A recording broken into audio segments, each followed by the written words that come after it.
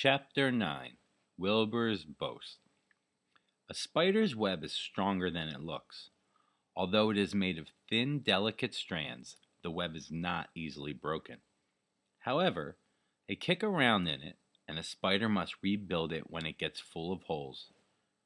Charlotte liked to do her weaving during the late afternoon, and Fern liked to sit nearby and watch. One afternoon she heard a most interesting conversation and witnessed a strange event. "You have awfully hairy legs, Charlotte," said Wilbur as the spider busily worked at her task. "My legs are hairy for a good reason," replied Charlotte.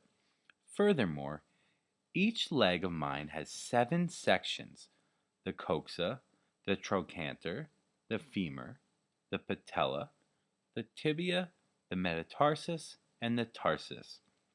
Wilbur sat bolt upright. "You're kidding me," he said. "No, I'm not either. Say those names again. I didn't catch them the first time." "Coxa, trochanter, femur, patella, tibia, metatarsus, and tarsus." "Goodness," said Wilbur, looking down at his own chubby legs. "I don't think my legs have 7 sections." "Well," said Charlotte, "you and I lead different lives. You don't have to spin a web. That takes real leg work." "I could spin a web if I tried," said Wilbur, boasting. "I've just never tried." "Let's see you do it," said Charlotte. Fern chuckled softly, and her eyes grew wide with love for the pig. "Okay," replied Wilbur. "You coach me, and I'll spin one. It must be a lot of fun to spin a web.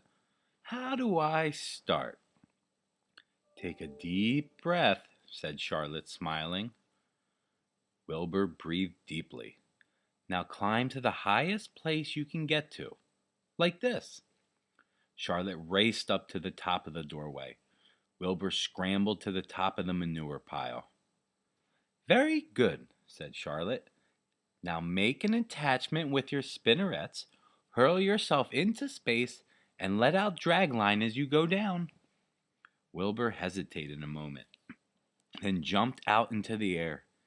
He glanced hastily behind to see if a piece of rope was following him to check his fall, but nothing seemed to happen in his rear, and the next thing he knew, he landed with a thump. "Oh!" he grunted. Charlotte laughed so hard her web began to sway. "What did I do wrong?" asked the pig when he recovered from his bump. "Nothing," said Charlotte. "It was a nice try." "I think I'll try again," said Wilbur cheerfully. "I believe what I need is a little piece of string to hold me." The pig walked out to his yard. "You there, Templeton?" he called. The rat poked his head out from under the trough. "Got a little piece of string I could borrow?" asked Wilbur. "I need it to spin a web." "Yes, indeed," replied Templeton, who saved string. "No trouble at all. Anything to oblige." He crept down into his hole, pushed the goose egg out of the way, and returned with an old piece of dirty white string. Wilbur examined it. "That's just the thing," he said. "Tie one end to my tail, will you, Templeton?" Wilbur crouched low, with his thin curly tail toward the rat. Templeton seized the string, passed it around the end of the pig's tail, and tied 2 half hitches. Charlotte watched in delight. Like Fern, she was truly fond of Wilbur, whose smelly pen and stale food attracted the flies that she needed, and she was proud to see that. He was not a quitter, and willing to try again to spin a web. While the rat and the spider and the little girl watched, Wilbur climbed again to the top of the manure pile, full of energy and hope. "Everybody watch!" he cried, and summoning all his strength, he threw himself into the air head first. The string trailed behind him, but as he had neglected to fasten the other end to anything, It didn't really do any good, and Wilbur landed with a thud, crashed and hurt. Tears came to his eyes. Templeton grinned. Charlotte just sat quietly. After a bit, she spoke. You can't spin a web, Wilbur, and I advise you put the idea out of your mind. You lack two things needed for spinning a web.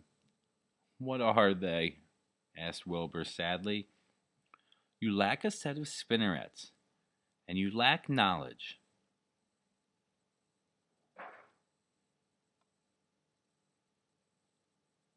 But cheer up. You don't need a web. Zuckerman supplies you with 3 big meals a day. Why should you worry about trapping food? Wilbur sighed. You're ever so much cleverer and brighter than I am, Charlotte. I guess I was just trying to show off. Serves me right. Templeton untied his string and took it back to his home. Charlotte returned to her weaving. You needn't feel too badly, Wilbur, she said. Not many creatures can spin webs. Even men aren't as good as spiders, although they think they're pretty good, and they'll try anything. Did you ever hear of the Queensboro Bridge? Wilbur shook his head. Is it a web? Sort of, replied Charlotte. But do you know how long it took men to build it? 8 whole years. My goodness, I would have starved to death waiting that long. I can make a web in a single evening. What do people catch in the Queensboro Bridge? Bugs? Asked Wilbur. No, said Charlotte. They don't catch anything. They just keep trotting back and forth across the bridge, thinking there is something better on the other side. If they'd hang head down at the top of the thing and wait quietly, maybe something good would come along. But no, with men it's rush, rush, rush, every minute. I'm glad I'm a sedentary spider. What does sedentary mean? Asked Wilbur. Means I sit a good part of my time and don't go wandering all over creation. I know a good thing when I see it, and my web is a good thing. I stay put and wait for what comes. Gives me a chance to think. Well, I'm sort of sedentary myself, I guess, said the pig. I have to hang around here whenever I want or not. You know where I'd really like to be this evening? Where? In a forest, looking for beech nuts and truffles and delectable roots, pushing leaves aside with my wonderful strong nose, searching and sniffing along the ground, smelling, smelling, smelling. You smell just the way you are, remarked the lamb who had just walked in. I can smell you from here. You're the smelliest creature in the place. Wilbur hung his head. His eyes grew wet with tears. Charlotte noticed his embarrassment, and she spoke sharply at the lamb.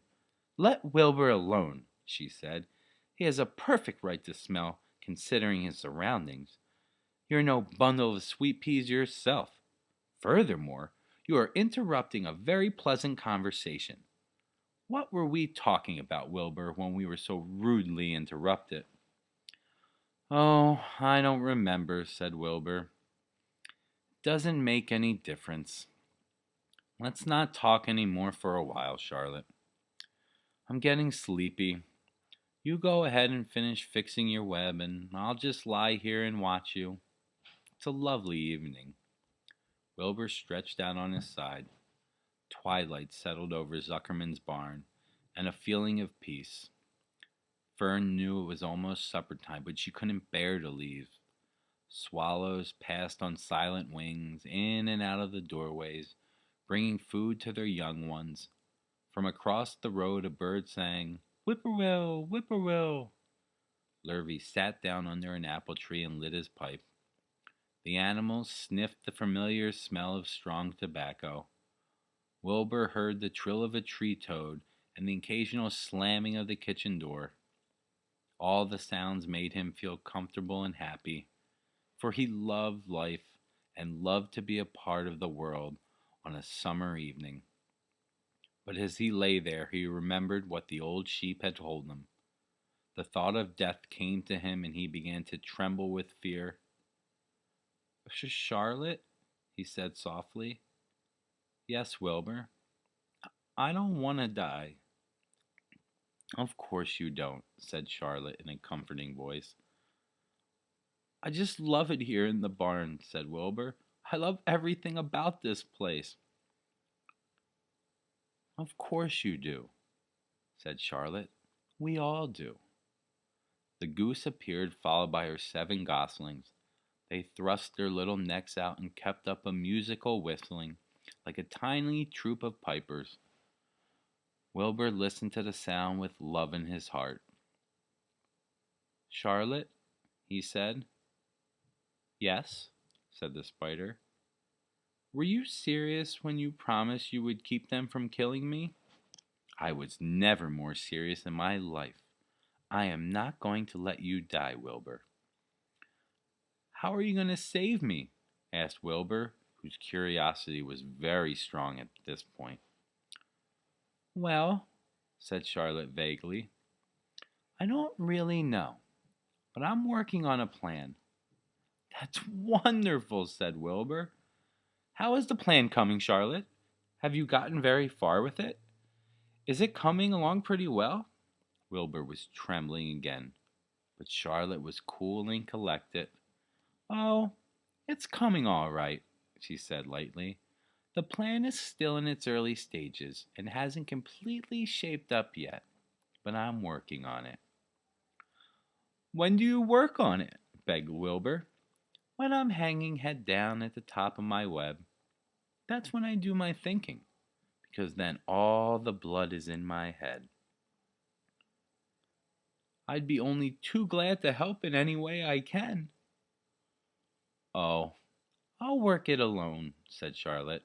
I can think better if I think alone. All right, said Wilbur. But don't fail to let me know if there's anything I can do to help, no matter how slight.